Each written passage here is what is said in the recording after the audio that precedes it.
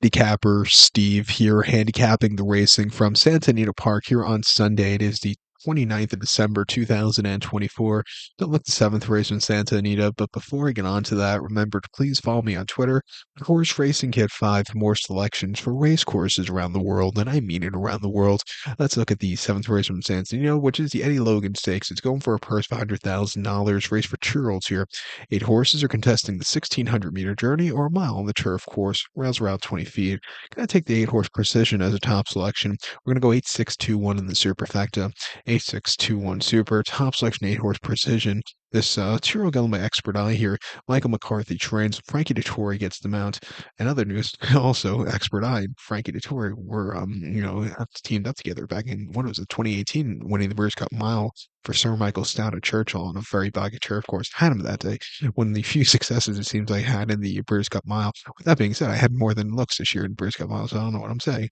But Precision, he ran most recently about a month and a half ago at Wolverhampton in the UK, about a mile and eighth in a maiden race that day, and he won by half length that day. And he didn't get out of the gate so clearly, but he stalked all the way around the race course, quickened up nicely, and he went away with it. It was a bit of a slow mile and eighth that day, but he still came home clear. First, back to turf, I like this lightning fast course, getting Frankie up who get this horse in good position.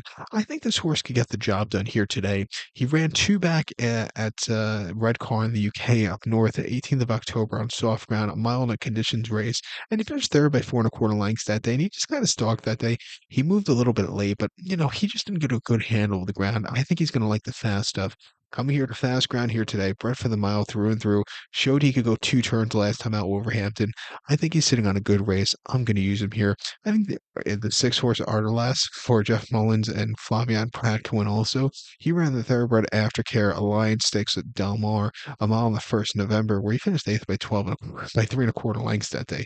He basically lost all chances breaking from the 12 and 14 hole that day, where he didn't get out of the gate so clearly. He was wide. He moved a little bit late, but he needs a better posture. I think a small, compact field's back to Santino, where this horse ran very well in the past. I think he can find a trip to win.